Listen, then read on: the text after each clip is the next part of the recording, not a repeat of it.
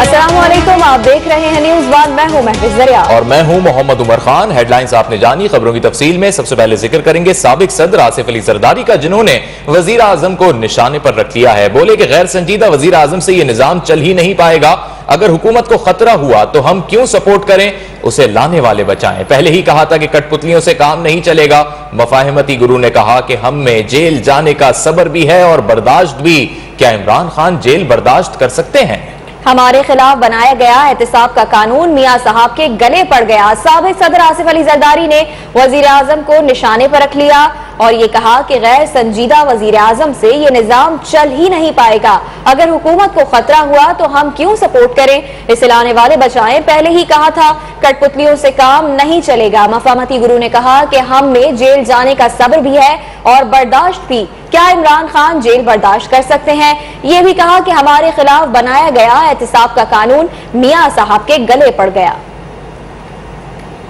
Election आप करा रहे हैं, अपने कठपुतलियां ला रहे हैं, इनसे काम चलना नहीं है। ये मुल्क संभाल नहीं सकते। मुल्क के हालात जो हैं इस वक्त बड़े गंभीर है। प्रॉपर लीडरशिप चाहिए जिसको ग्राउंड रियलिटी का पता हो। मैं नहीं समझता कि हुकूमत संभाल सके। अब क्या होता है, वेदर इट्स नेशनल गवर्नमेंट या फिर इलेक्शन अर्ली इलेक्शन है, ये मुझे नहीं, मैं आपको नहीं प्रेडिक्ट कर सकता, इनसे नहीं सकता। साबिक सदर आसिफ जरदारी की एक बार फिर हुकूमत जाने की पेशगोई।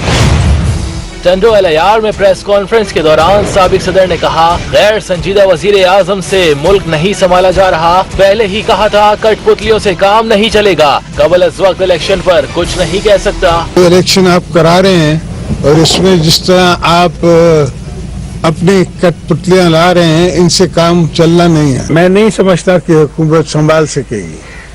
अब क्या होता है, वेदर इट्स नेशनल गवर्नमेंट या फिर ये इलेक्शन अर्ली इलेक्शन है, ये मुझे नहीं, मैं आपको नहीं प्रेडिक्ट कर सकता। मफाहमती गुरु ने कहा, हम में जेल जाने का सब्र भी है और बर्दाश्त भी। क्या इमरान खान जेल बर्दाश्त कर सकते हैं? हमारे खिलाफ बनाया गया एहतिसाब का कानून मियां साहब के गले पड़ गया।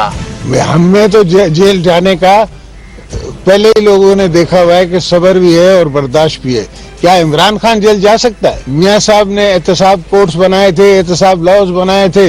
आज वो खुद वो एहतिसाब लॉज में और एहतिसाब कोर्ट्स में खड़े हुए हैं। बनाए तो मेरे लिए थे, गले पड़ गए उनके भी। पीपल्स पार्टी के शरीक चेयरमैन ने कहा, हुकूमत को खतरा हो तो उससे लाने वाले बचाएं। बल्ले वालों की कोशिश है सिस्टम तोड़ दें। 18वीं तरमीम में तब्दीली के बहाने आइन खत्म करने की कोशिश की जा रही है। अब ये कहते हैं कि 18वीं तरमीम में कुछ शिकें हैं, शिकों पे क्या बहाना बना के इनका असल मकसद जो है वो 73 कॉन्स्टिट्यूशन को एब्रोगेट करना है।